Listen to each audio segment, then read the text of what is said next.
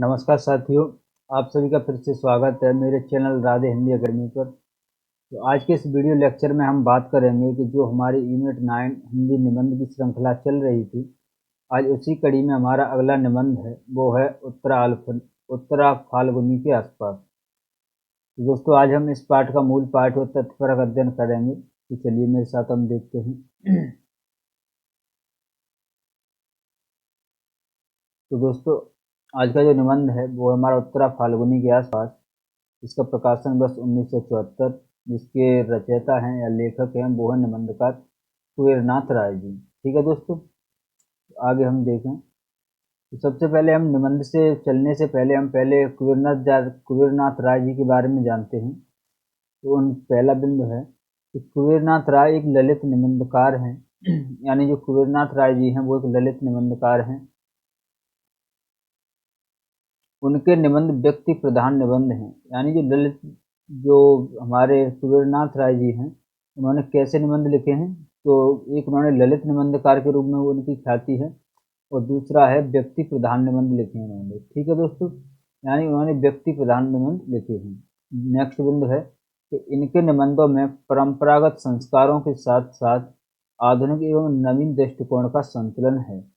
यानी ये पुराने जो हमारे परंपरागत संस्कार हैं, यानी पुराने से जो हमारे संस्कार चले आ रहे हैं, उनको उन्होंने आधुनिक और जो नवीन दृष्टिकोण है, नवीन विचार हैं, उनके साथ संतुलन बनाए रखा है। उनके निबंधों में प्राय देखने को मिलेगा।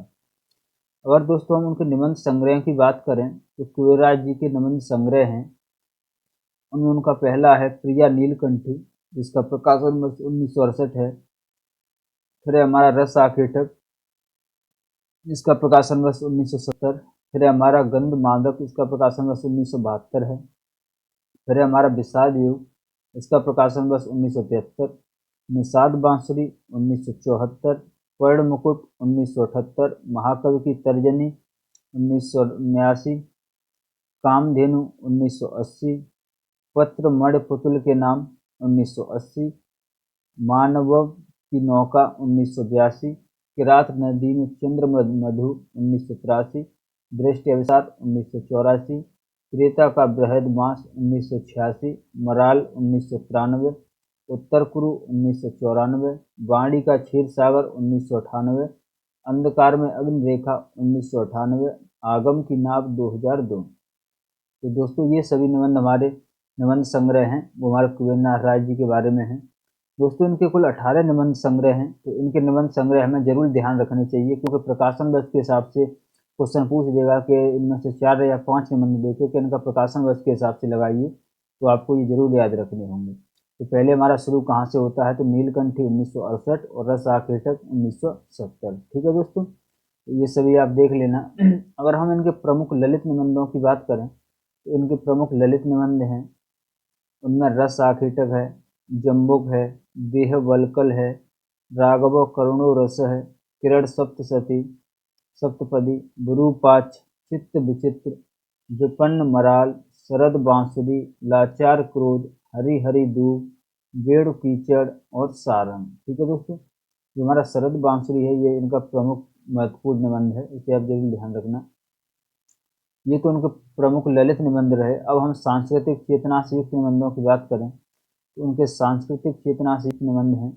पहला है नदी तुम बीजेक्षरा, रोहिणी मेघ, गंध मादक, रस आकेठक, कब तेरा भोर आ गया, विपन्न मराल,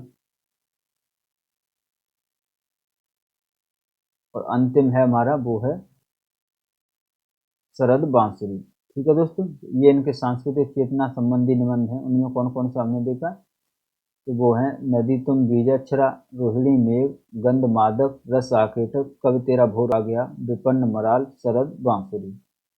अब हम आते हैं उत्तरा फाल्गुनी के आसपास अपने निबंध पर। तो दोस्तों, अगर हम इस निबंध के अपने विषय की बात करें तो इस निबंध का जो विषय है वो है कि लेखक ने बदले मौसमों के माध्यम से जिंदगी के बदलते रूप को परिभाषित व्याख्यायित किया है। यानी लेखक ने इस निबंध में क्या किया है? तो जो मौसम बदलते हैं और नक्षत्र बदलते हैं, उन्हीं के माध्यम से उन्होंने जिंदगी का जो रूप बदलता है, जिंदगी की अवस्थाएं बदलती हैं, उनकी चर्चा की है। अब दोस्तों, पहले हम बात करें तो निबंध में हमें देखने को मिलेगा कि भाद्रपद की पहली नक्षत्र है वो माघ में होती है, और इसका क्या है, इसमें क्या होता है कि अगाध जल कवि और किसान खूब स्तनगान करते हैं। ठीक है दोस्तों। फिर है भाद्रपद की द्वितीय नक्षत्र माघ के बाद पूर्वा फाल्गुनी।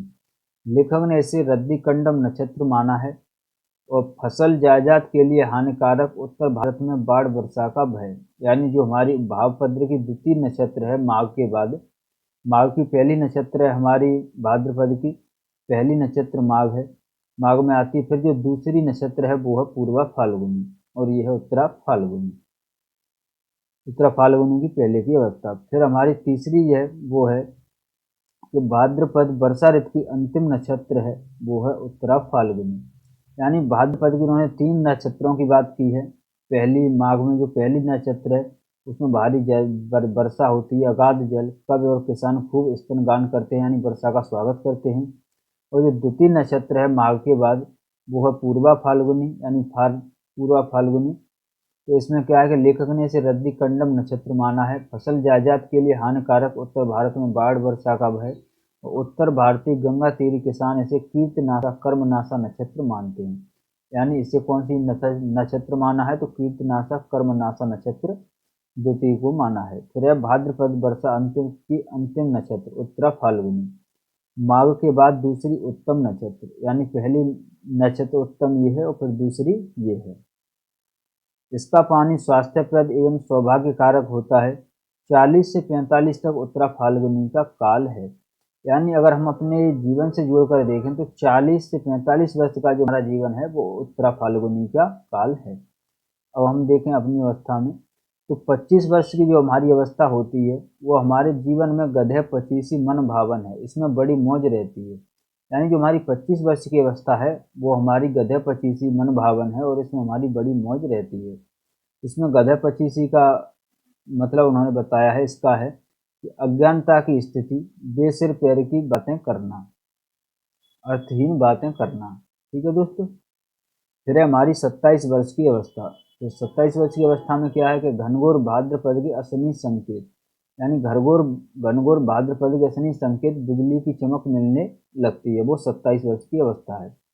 फिर है 30 वर्ष की अवस्था, उसमें बताया है कि विद्युन्मय भाद्रपद के काम क्रोध मोह का तमिस्त्र सुख भोगते हैं, स्वभाव के अनुसार हमारी शिष्यता कृतार्थ होती है। तो वो हमारी 30 वर्ष की अवस्था है। फिर हम 30 और 40 के बीच की अवस्था की बात करें तो सृजन, संपृक्त, सावधान, सतर्क, सचेत और कमठ जीवन। यानी 30 और 40 के बीच की जो अवस्था है इसी में हम सृजन करते हैं, संपृक्त, सावधान, सतर्क, सचेत और कमठ जीवन 30 से 40 वर्ष की अवस्था है।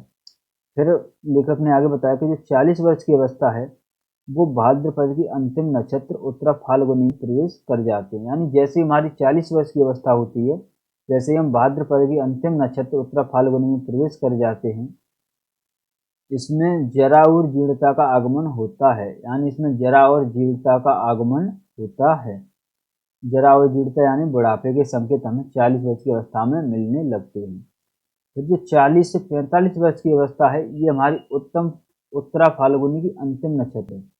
40 में हम उसमें प्रवेश करते हैं, और जो 40 से 45 का अवस्था है वो हमारी अंतिम अवस्था। उत्तरा फाल्गुनी के काल में प्रवेश करते ही, यहाँ दोस्तों काल होगा, काल में प्रवेश करते ही शरीर की सत्कर्मियों में थकावट आने लगती है। अस्ति जायते वर्धते, ये तीनों धीरे धीरे शांत होने लगते हैं, और इनके विपरीत 3 विपत्ति रमणते, अपृच्छ्यते, विनश्यति प्रबलतर होने लगती हैं। 45 के बाद में शीश पर कच्छ फूटना शुरू हो जाता है, वातावरण में लोमड़ी बोलने लगती है, सुख और सारिका उदास हो जाते हैं। ठीक है दोस्तों, तो इन्हें आप नोट कर लेना। ये हमारी जो जीवन की अवस्था है उसके साथ हमें बताया है। फिर नेक्स्ट है हमारा कि निबंध में आए महापुरुषों के नाम, यानी निबंध में किस किस महापुरुष के नाम आए हैं, तो उसमें हम देखें तो सबसे पहले है हमारा गौतम बुद्ध। गौतम बुद्ध की चर्चा हुई है जिसमें उनके 33 वर्ष की अवस्था उन्होंने बताई है। फिर हमारे यीशु क्राइस्ट हैं। यीशु क्राइस्ट की उम्र की बात करें तो इन्होंने 30 वर्ष बताई है, जिसमें यीशु ने 30 वर्ष की अवस्था में अपना प्रथम संदेश दिया था, सरमन ऑन दी माउंट। ठीक है दोस्तों, यानी यीशु क्राइस्ट ने जो अपना 30 वर्ष की अवस्था में प्रथम संदेश दिया था जिसे सरमन ऑन दी माउंट कहते हैं। फिर वाल्मीकि के अनुसार राम को वनवास 30 वर्ष की अवस्था में हुआ, यानी वाल्मीकि ने जब रामायण लिखी तो उसमें उन्होंने राम की जो उम्र है उसका उल्लेख किया है, तो वो 30 वर्ष है।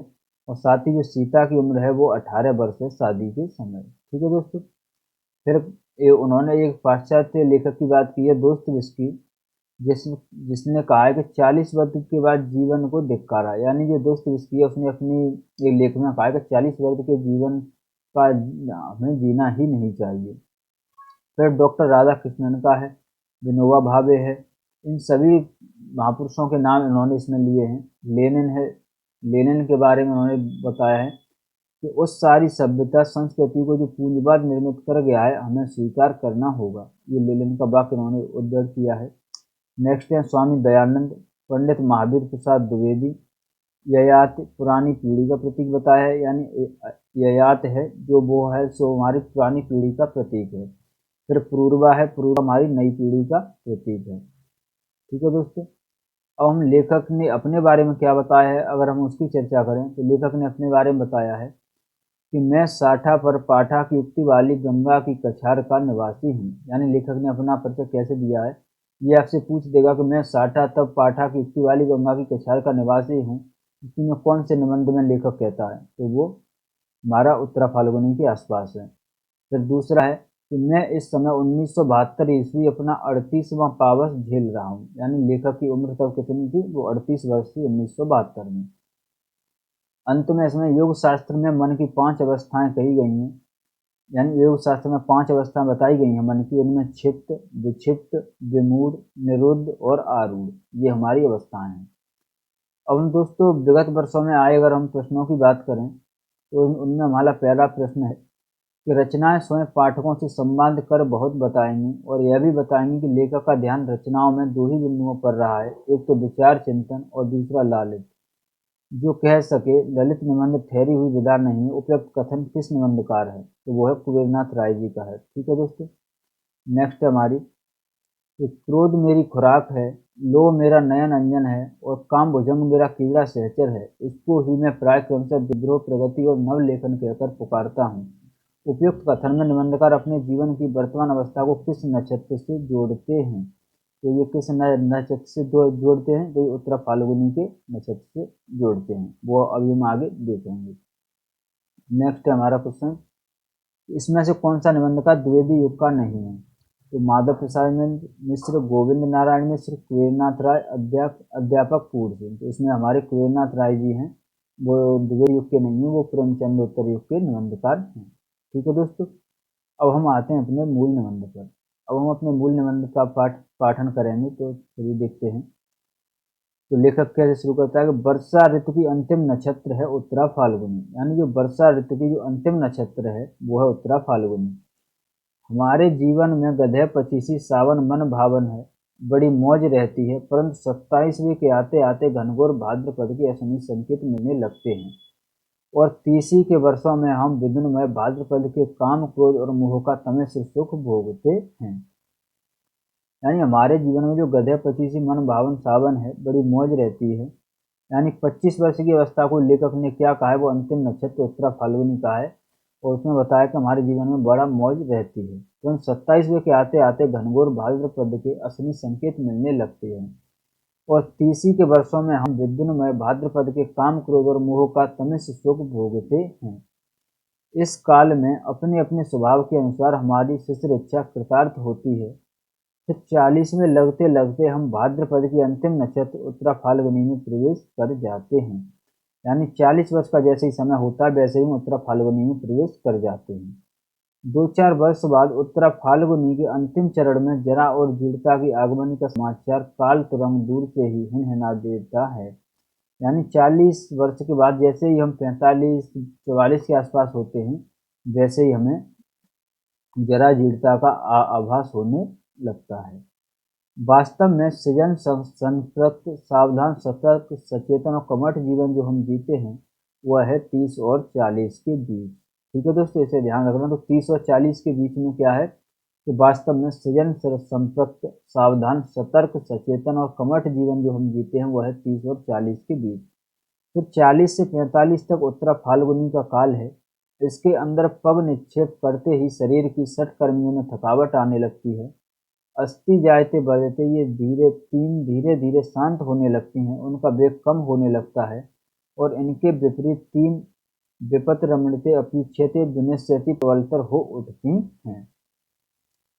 उन्हें प्रबल दोष मिल जाता है, वे शरीर में बैठे रुपुओं के साथ सांठ-गांठ कर लेती हैं और फल होता है जरा के आगमन का अनुभव। 45 के बाद ही शीश पर काश फूटना शुरू हो जाता है, वातावरण में लोमड़ी बोलने लगती है, सुख और सारिका उदास हो जाते हैं, मयूर अपने श्रृंगार कला का त्याग कर देता है और मानस की उत्पल वर्णा मार कन्याएं चोवा चंदन और त्रिधारी चित्रसारी त्याग कर प्रवज्या का वल्क बलसन धारण कर लेती हैं।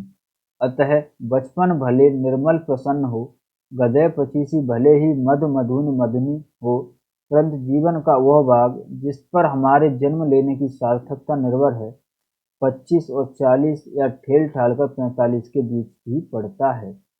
यानी लेखक अपने जीवन का जो मुख्य उद्देश्य मानता है, यानी जो हमारे जीवन का जो मुख्य भाग है, वो हमारा 25 से 45 के बीच का मानता है।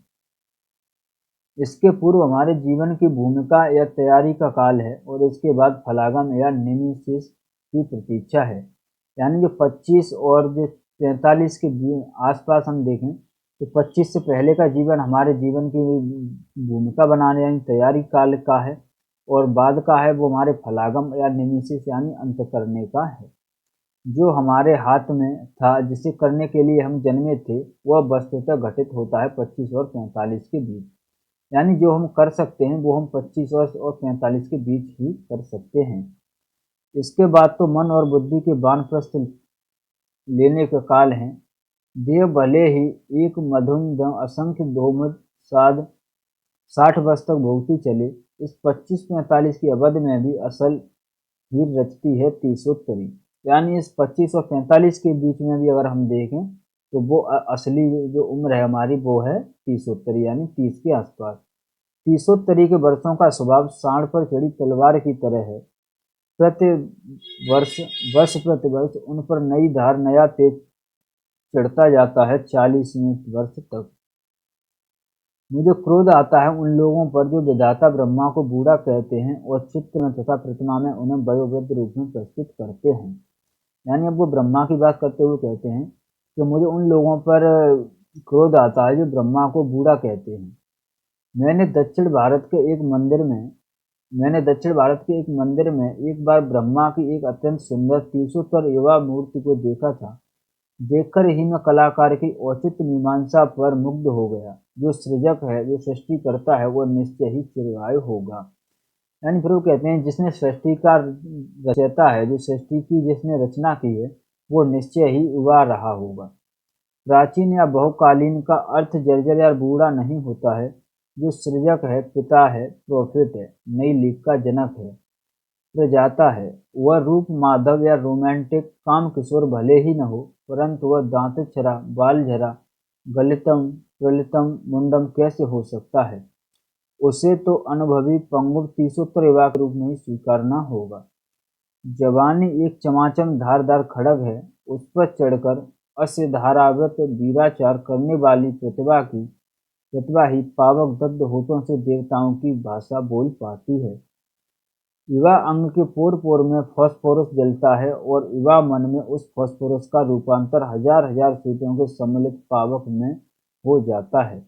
यानी जो जवानी है, यानी जो हमारा युवा है, युवा के अंग में फास्फोरस जलता है और वो हजार सूर्यों के जो पावस, हजार जो सूर्यों के जलने से जो गर्मी निकलती है वो निकलती है। नेक्स्ट देखें कि मेरी समझ से सृष्टिकर्ता की, कवि की, विप्लव नायक की, सेनापति की, सूरवीर की, विद्रोही की कल्पना श्वेत केश वृद्ध के रूप में नहीं की जा सकती। यानी हम किसी रूप में वृद्ध नहीं मान सकते, तो ना हम सृष्टिकर्ता को मान सकते, न कवि को, न विप्लव को, न नायक को, सेनापति को, सूरवीर को, इन सभी की हम कल्पना वृद्ध या बूढ़े की नहीं कर सकते। अतः प्रजापति विधाता को सदैव 30 वर्ष के पट्टे के सुंदर युवा के रूप में ही कल्पित करना समीचीन है।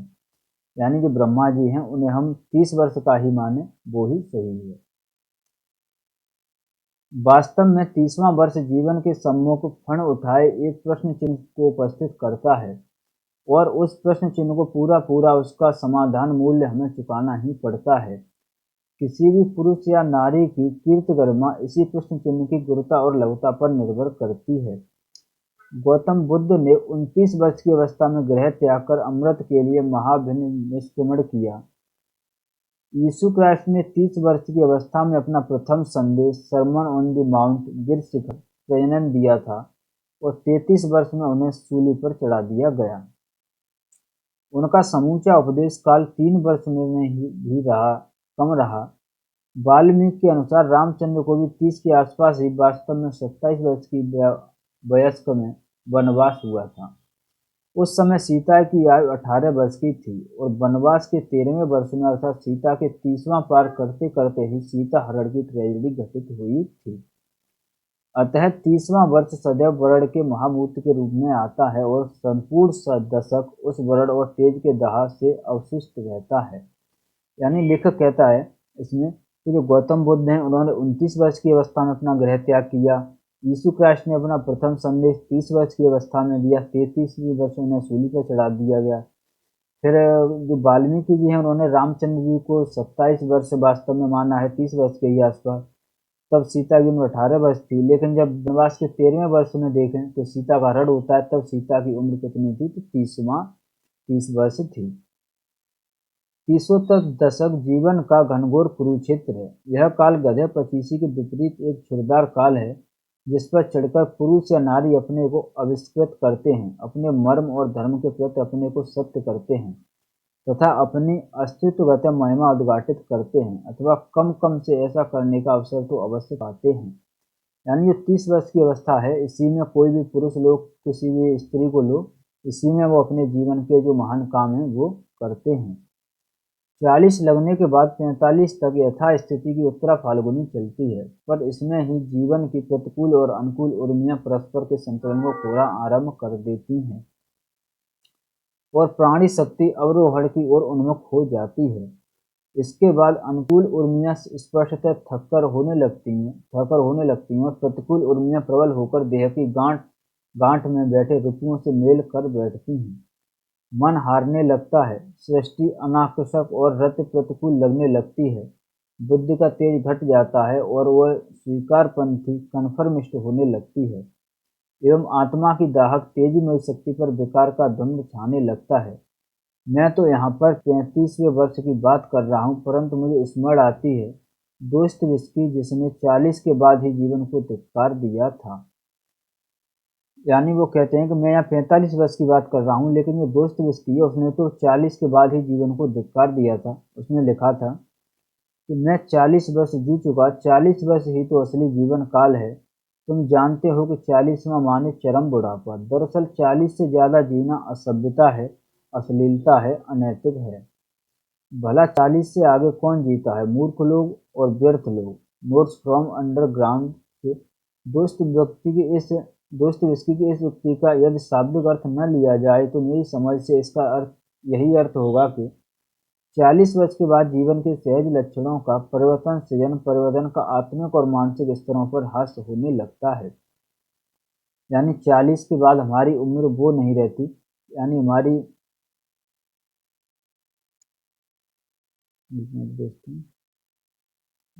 हमारी उम्र वो नहीं रहती 40 के बाद कि हम कुछ कर सकें। फिर लेखक कहता है अपने बारे में कि पर मैं साठा तब पाठा की उक्ति वाला गंगा की कछार का निवासी हूँ। इसी से इस अवधि को 5 वर्ष और आगे बढ़ाकर देखता हूँ। यद्यपि दोस्तोयेव्स्की की मूल थीसिस मुझे सही लगती है। शक्ति क्षय की प्रक्रिया 40 के बाद ही प्रारंभ हो जाती है, यद्यपि अब वह स्पष्ट रहती है। मैं इस समय 1972 ईस्वी अपना 38वां पावस झेल रहा हूँ। ये लेखक ने अपने बारे में बताया, तो इसे जरूर आप ध्यान रखना। पूर्वा फाल्गुनी का विकारग्रस्त यौवन जल पी कर मैं छित्त से भी आगे एक पग विक्षिप्त हो चुका हूँ और शीघ्र ही मोह मूढ़ होने वाला हूँ। भाद्र की पहली नक्षत्र है मेघा। मेघा में अगाध जल है। मेघा में माघ होगा यहाँ पे दोस्तों। माघ में अगाध जल है। पृथ्वी की तृषा आश्लेषा और मेघा माघ के जल से ही तृप्त।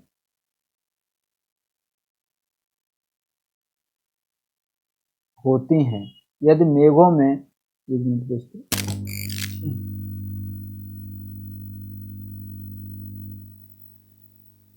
यदि माघ में, दोस्तों मेघा नहीं माह होगा, माघ, यदि माघ में धरती की प्यास नहीं बुझी तो उसे अगले संवत्सर तक प्रतीक्षा करनी पड़ती है। न केवल परिणाम में बल्कि गुण में भी माघ के जल श्रेष्ठ है। माघ में इसकी झड़ी जकोर का स्वतः गान कवि और किसान दोनों खूब करते हैं। बरस मेघा जकोर जकोरी, मोर दोय नैना चुन जस ओरी, मेघ बानी बरसी बानी दूध बरसा मद बरसा। इस मेघा के बाद आती है पूर्वा फाल्गुनी, जो बड़ी ही रद्दी कंदम नक्षत्र है। यानी जो हमारी माघ की जो पहली, जो वर्षा की ऋतु हमारी पहली माघ है, उसके बाद आती है पूर्वा फाल्गुनी, जो बड़ी ही रद्दी कंदम नक्षत्र है। इसका पानी फसल जायदाद के लिए हानिकारक तो है ही, उत्तर भारत में बाढ़ वर्षा का भी भय सर्वाधिक इसी नक्षत्र काल में रहता है। इसी से उत्तर भारतीय गंगा तीरी किसान इसे एक कीर्तनाशा कर्मनाशा नक्षत्र मानते हैं। इसके बाद आती है उत्तरा फाल्गुनी, भाद्रपद की अंतिम नक्षत्र, जो समूचे पावस में मेघा के बाद दूसरी उत्तम नक्षत्र है। इसका पानी स्वास्थ्यप्रद और सौभाग्य कारक होता है। इस 38वें पावस में अपने जीवन का पूर्वा फाल्गुनी का काल भोग रहा हूँ, यद्यपि साथ ही साथ द्वार पर उत्तरा फाल्गुनी का आगमन भी देख रहा हूँ। 40 आने में अब कितनी देर ही है। अतः आज पूर्वा फाल्गुनी का अंतिम पान पात्र मेरे होठों से संलग्न है। क्रोध मेरी खुराक है, लोभ मेरा नयन अंजन है और काम भुजंग मेरी पीड़ा सहचर है। इनको ही मैं क्रमशः विद्रोह प्रगति और नवलेखन कहकर पुकारता हूँ। भले ही यह विकार जल हो, भले ही इसमें श्रेय प्रिय गति मुक्त कुछ भी न हो, परंतु इसमें जीर्णता और जर्जरता नहीं। यह जरा और वृद्धत्व का प्रतीक नहीं, पूर्वा फाल्गुनी द्वारा प्रदत्त विक्षिप्तता भी यौवन का ही एक अनुभव है। मुझे लग रहा था कि मेरे भीतर कोई उपंग बजा रहा है, क्योंकि मेरे सम्मुख द्वार पर कालन टटन अर्थात उत्तरा फाल्गुनी त्रिभंग रूप में खड़ी है और मैं उसमें मार की 3 कन्याओं तृष्णा आरती रथ को एक साथ देख रहा हूँ। तृष्णा आरती और रथ को एक साथ देख रहा हूँ। कांचन पदम कांति, कर पल्लव, कुंस केश, बिंबाधर, विशाल बंकिम भू, दक्षिणावर्त नाभ और त्रिवली रेखा से युक्त इस भुवन मोहन रूप को मैं देख रहा हूँ। इसकी आगमनी में अपने भीतर बजती उपंग को निरंतर सुन रहा हूँ। उपंग एक विचित्र बाजा है। काल पुरुषों की उंगलियां चटाचट पड़ती हैं और आहत नाद का छंदोबद्ध रूप निकलता है, बीच बीच में हिचकी के साथ। यह हिचकी भी उसी काल विदूषक की बढ़ती है। यह उपंग के तालबद्ध स्वर को अधिक सजीव और मार्मिक कर देती है। मैं अपने भीतर बजते यौवन का यह उपसंगीत सुन रहा हूँ और अपने मनोविकार का चक्कर पान कर रहा हूँ। मुझे कोई चिंता नहीं,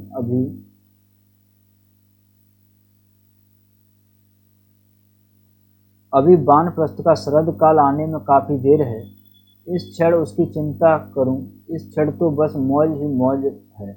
भले ही वह कटुयुक्त मौज क्यों न हो, काम भुजंग के डसने पर तो नींद भी मीठा लगता है। अतः यह काल नटी, यह पूर्वा फाल्गुनी, उत्तरा फाल्गुनी, यह नैना जोगन कितनी भी भ्रांत माया या मृग जल क्यों न हो, मैं इसके रूप में आबद्ध हूँ। इसमें मुझे वही स्वाद आ रहा है जो मायापति भगवान को अपनी माया के काम मद का स्वाद लेते समय प्राप्त होता है, और जिस स्वाद का को लेने के लिए वे परम पद के भास्वर सिंहासन को छोड़कर हम लोगों के बीच बार बार आते हैं। अतः इस समय मुझे कोई चिंता, कोई परवाह नहीं। परंतु एक न एक दिन वह क्षण भी निश्चित ही उपस्थित होगा जिसकी श्रृंगारहीन शरद यवनिका के पीछे जीर्ण हेमंत और मृत्युशीलता से की प्रेत छाया झलकती रहेगी। उस दिन तुम क्या करोगे? हे तुम्हारे पास कोई बीज मंत्र, कोई टोटका, कोई धारणी मंत्र जिससे तुम अगले 20-22 वर्षों के लिए इस उत्तरा फाल्गुनी के पगों को स्तंभित कर दो। वह अगले 20-22 वर्ष तुम्हारे द्वार देश पर शिथिल दक्षिण चरण ईसत क्रंचित भानु के साथ अभंग मुद्रा में नवनीत खड़ी रहे और तुम्हारे हुक्म की प्रतीक्षा करती रहे। है कोई ऐसा जीवन दर्शन, ऐसा सिद्धाचार, ऐसी काया सिद्धि जिससे 12 बार शरद शिशिर पत्थर शर हेमंत आए और सूजे तहार खाते चले जाए। परंतु मनस की द्वार देही पर यह उत्तरा फाल्गुनी एक रस 60 वर्ष की आयु तक बनी रही। है कोई ऐसा उपाय? यह प्रश्न रह रहकर मैं स्वयं अपने से पूछता हूँ। आज से 13 वर्ष पूर्व भी मैंने इस प्रश्न पर चिंता की थी और उक्त चिंतन से जो समाधान निकला उसे मैंने कार्य रूप में परिणत कर दिया। परंतु इन 13 वर्षों में असंख्य भाव प्रतिभाओं के मुंडपात हुए हैं और आज मैं मूल्यों के कबंधवन में भाव प्रतिभाओं के केतुकार में बैठा हूँ। आज जगत वही नहीं रहा जो 13 वर्ष पूर्व था। एक ग्रीक दार्शनिक की युक्ति है, ये दोस्तों ध्यान रखना, ये एक ग्रीक दार्शनिक की युक्ति है कि एक नदी में हम दोबारा हाथ नहीं डाल सकते क्योंकि नदी की धार क्षण प्रतिक्षण और ही होती जा रही है। काल प्रभावी एक नदी है और इसकी भी कोई बूंद स्थिर नहीं। अतः शताब्दी के 8वें दशक के इस प्रथम चरण में मुझे उसी प्रश्न को पुनः पुनः सोचना है, कैसे जीर्णता या जरा को यह संपूर्णतः जीतना असंभव हो तो भी फांकी देकर यथासंभव दूरी तक वंचित रखा जाए। कैसे अपने देह की यौवन को नहीं तो मानसिक यौवन को ही निरंतर धारदार और चिरंजीवी रखा जाए। उस दिन तो मैंने सीधा सीधा उत्तर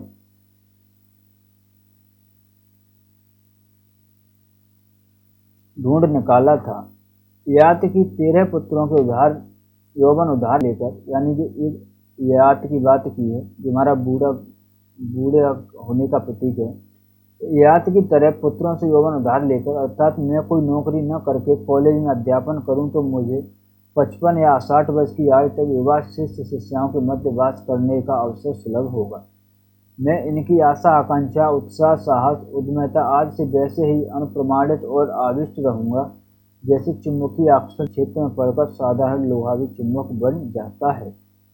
परंतु विगत दशक के अंतिम 2 वर्षों में जब मेरे ये बाल खिल्य सहचरगण छिन्न मस्तर राजनीति के रंग रूटे बनने लगे, जब उन्होंने मेरे गुरुओं गांधी विवेकानंद विद्यासागर सर आशुतोष की प्रतिमाओं का एवं उनके द्वारा प्रतिपादित मूल्यों का अनर्गल मुंडपात करना शुरू कर दिया, जब इनके नए दार्शनिकों ने कहना आरंभ किया कि अध्यापक और छात्र के बीच भी श्रेणी शत्रुओं का संबंध है क्योंकि अध्यापक भी स्थापित व्यवस्था का एक अंग है और व्यवस्था का भंजन ही श्रेष्ठतम पुरुषार्थ है, तब देश में घटित होती हुई इन घटनाओं पर विचार करके और क्रांति तथा नई पीढ़ी के दार्शनिकों यथा हिबर्ट मार्क्यूज चेगुवारा बेंडिट कोहन आदि की चिंतन धारा से यथासंभव अल्प स्वल्प परिचय पार करके मैं इस निष्कर्ष पर पहुंचा कि मैं इन अपने भाइयों अपने हृदय के टुकड़ों के साथ जो आज छिन्न मस्तर राजनीति के रंग रूट हैं कुछ ही दूर तक आधे रास्ते ही जा सकता हूँ।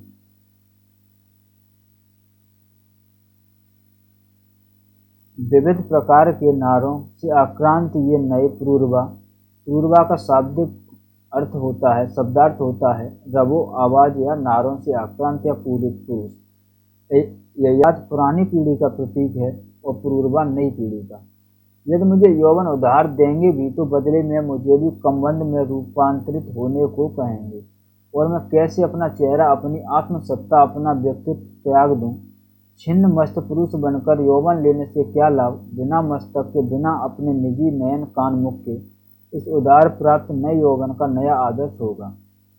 रूप रस गंध और गान से वंचित रह जाऊंगा। केवल शिश्नो नाद्र वाला व्यक्तित्व लेकर कौन जीवन यौवन भोगना चाहेगा? कम से कम बुद्धिजीवी तो नहीं है। आत्मार्थ पृथ्वी त्यजे, अतः मुझे चिर यौवन को इस शिष्य पूर्वाओं की नई पीढ़ी से दान के रूप में लेना है। 13 वर्ष पहले का चिंतन समाधान आज व्यर्थ सिद्ध हो गया है। मुझे अन्यत्र चिर यौवन का अनुसंधान करना है। कहीं कहीं मेरे ही अंदर अमृता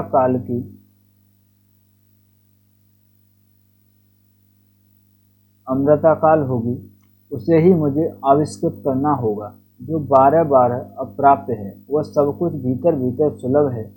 मैं अपने ही हृदय समुद्र का मंथन करके प्राण और अमृत के स्रोत किसी चंद्रमा को आविष्कृत करूंगा। 13 वर्ष पुराना समाधान आज काम नहीं आ सकता। मैं मानता हूं कि समाज और शासन में शब्दों के व्यूह के पीछे एक कपट पाला जा रहा है। मैं बालकियों के क्रोध की सार्थकता को स्वीकार करता हूं। इसी वाली पंक्तियां ध्यान रखना कि मैं मानता हूं कि समाज और शासन में शब्दों के व्यूह के पीछे एक कपट पाला जा रहा है। मैं बालकियों के क्रोध में सार्थकता को स्वीकार करता हूँ, पर साथ ही छिन्नमस्ता शैली के सस्ते रगांद और आत्मघाती समाधान को भी मैं बेहिचक बिना सील मुरौवत के अस्वीकार करता हूँ। अपना मस्तक काटकर स्वयं उसी का रक्त पीना तंत्राचार वीराचार हो सकता है, परंतु यह न तो क्रांति है और न समझ। पुरानी पीढ़ी का चिरयच्छित तो मुझे भी अच्छा नहीं लगता। मैं भी चाहता हूँ कि वह पीढ़ी अब खिजाब आरती या परित्याग करके संन्यास ले ले। शासन और व्यवस्था के पुतली घरों की मशीन कन्याएं उनकी बूढ़ी उंगलियों के सूत्र संचालन से ऊब गई हैं और उनकी गति में रह रहकर छंद पतन हो रहा है। यह बिल्कुल न्याय संगत प्रस्ताव है कि पूर्व पीढ़ी अपनी मन स्मृति और केवकीन बगल में दबाकर पुतली घर से बाहर हो जाए और नई पीढ़ी को अर्थात हमें और हमारे बालकियों को अपने भविष्य के यश अपयश का पट स्वयं बुनने का अवसर दे, जिससे वे भी अपने कल्पित नक्शे, अपने अर्जित हुनर को इस कीर्तिपट पर काटने का अवसर पा सकें। यह सब सही है, परंतु क्या इन सब बातों की संपूर्ण सिद्धि के लिए इस पुतली घर का ही अग्निदाह पुरानी पीढ़ी द्वारा बुने कीर्तिपट के विस्तार का दाह, उनके श्रम फल का तिरस्कार आदि आवश्यक है? क्या ऐसा सब करना एक आत्मघाती प्रक्रिया नहीं? इस स्थल पर डॉक्टर राधाकृष्णन या आचार्य विनोबा भावे की राय को उद्धृत करूं तो वह क्रांति के इन दुग्ध कुमारों के लिए कौड़ी की तीन ही होगी। अतः मैं लेनिन जैसे महान क्रांतिकारी की राय उद्धृत करता हूँ।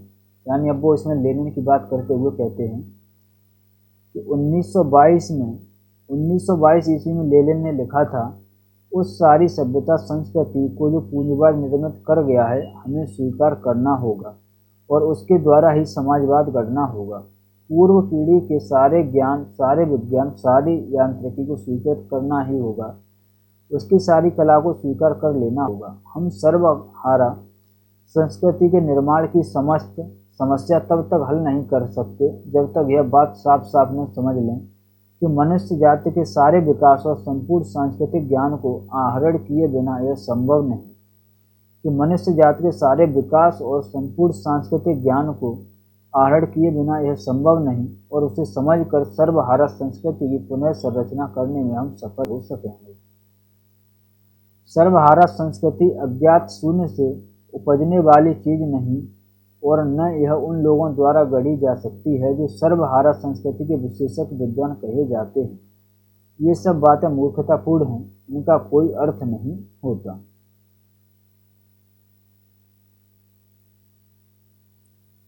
सर्वहारा संस्कृति उसी ज्ञान का स्वाभाविक सहज विकास होगी जिसे पूंजवादी, सामंतवादी और अमलातांत्रिक व्यवस्थाओं के दिए के नीचे हमारी संपूर्ण जाति ने विकसित किया है। यह बात स्वामी दयानंद या पंडित महावीर साहब द्विवेदी की होती तो बड़ी आसानी से कह सकते, मारो गोली, सब बुजुर्गा बकवास है, पर बकता है क्रांतिकारियों का पितामह लेनिन। यानी अगर ये बात हमारे यहाँ के लोगों ने कही होती तो हम उसे वैसे छोड़ भी देते, लेकिन इस बात को जो कह रहा है वो क्रांतिकारियों का पितामह लेनिन है, जिसे एक कट्टर बंगाली मार्क्सवादी नीरेंद्र नाथ रॉय ने अपनी पुस्तक शेक्सपियर हिज ऑडियंस के पृष्ठ संख्या 49-50 पर उद्धृत किया है। आज प्राय लोग पुकार कर कहते हैं, देखो देखो जोखिम उठा रहा हूँ, मूल्य भंजन कर रहा हूँ। अरे बंधु, जोखिम उठा रहे हो या नाम कमा रहे हो, यह तो आज अपने को प्रतिष्ठित बनाने और जागृत सिद्ध करने का सबसे सटीक तरीका, शॉर्टकट यानी तिरछा रास्ता है। जोखिम तुम नहीं उठा रहे हो तो तुम तो धार के साथ बह रहे हो, और बड़ी आसान बात है। आज जोखिम वह उठा रहा है जो नदी की वर्तमान धारा के प्रतिकूल धारा के हुक्म को स्वीकारते हुए कह रहा है, मूल्य भी क्या तोड़ने की चीज है जो तोड़ोगे? वो बदला जा सकता है, तोड़ा नहीं जा सकता। मूल्य स्थिर या सनातन नहीं होता, यह भी मान लेता हूँ, परंतु एक अविच्छिन्न मूल्य प्रवाह, एक सनातन मूल्य परंपरा का अस्तित्व तो मानना ही होगा। नए बाल खिल्य दार्शनिक कहेंगे यह धार के विपरीत जाना हुआ, यह तो प्रतिक्रियावाद है। ऐसी अवस्था में मेरा उन्हें उत्तर है, कभी कभी नदी की धारा पथभ्रष्ट भी हो जाती है, वह सदैव प्रगति की दिशा में ही नहीं बहती, वह स्वभाव से अधोगत की ओर जाने वाली होती है। और आज तो बन्या काल है, बन्या काल में धार पथभ्रष्ट रहती है, वो कर्मनाशा कालमुखी कीर्तनाशा बनकर हमारे गांव को रसातल में पहुंचाने आ रही है। अतः इस क्षण हमारी प्यारी नदी की सुरूरपा हो गई है, और यदि गांव को बचाना है तो हम धारा के प्रतिकूल समर करेंगे। यदि हम अपना घर द्वार फूंकर तमाशा देकर मौज लेने वाले आत्मभोगी नीरों की संतानें नहीं हैं, तो हमें इस नदी से समर करना ही होगा। यही हमारी जिजीविषा की मांग है, और इसके प्रतिकूल जो कुछ कहा जा रहा है वह नई पीढ़ी की बात हो या पुरानी की, मुमुक्षा को मुक्ति भोग है। यह सब विद्रोह नहीं, बुजुर्गवा डेथ विश का नया रूप है।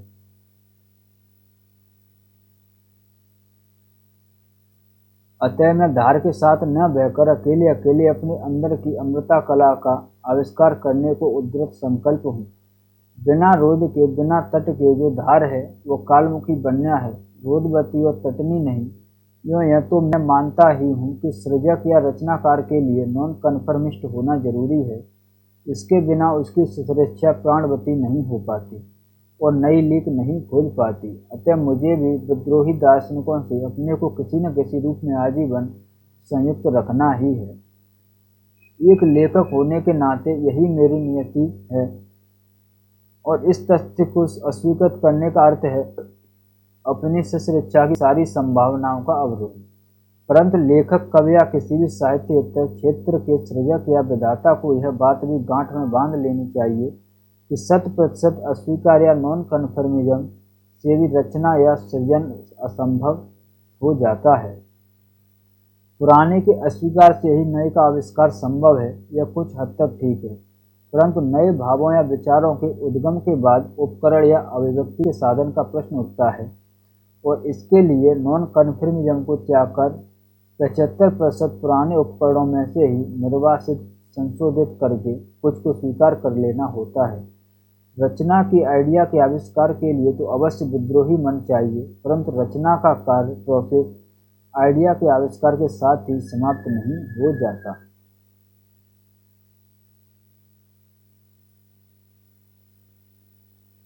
रचना प्रक्रिया में स्वीकारवादी मन की भी उतनी ही आवश्यकता है, अन्यथा आइडिया या ज्ञान का क्रिया में रूपांतरण संभव नहीं। अतः प्रत्येक सृजक या विधाता, जीवन के चाहे जिस क्षेत्र की बात हो, विद्रोही और स्वीकारवादी दोनों साथ ही साथ होता है। 100% अस्वीकार के फैशनेबल दर्शन के प्रति मेरा आक्षेप यह भी है कि यह स्वयं आरोपित नो एग्जिट द्वारा या वातायन रहित अवरुद्ध कक्ष है। इसको लेकर बहुत आगे तक नहीं जाया जा सकता। यह दार्शनिक विषय या विधा दोनों ही नकारात्मक सीमा बांधकर बैठा है, और इसके द्वारा अपने स्व को भी पूरा पूरा नहीं पहचाना जा सकता है। तो स्व से बाहर इतिहास और समाज को समझने की तो बात ही नहीं उठती। यह 100% अस्वीकार का दर्शन कभी अस्तित्ववाद का चेहरा लेकर आता है, तो कभी नव्य मार्क्सवाद का, क्लासिकल मार्क्सवाद से भिन्न। और ये दोनों मानसिक बौद्धिक स्तर पर मौसेरे भाई हैं। ये एक ही हास्योन्मुखी संस्कृति की संतानें हैं। योग शास्त्र में मन की 5 अवस्थाएं कही गई हैं, जिनमें क्षिप्त, विक्षिप्त, विमूढ़, निरुद्ध और आरूढ़।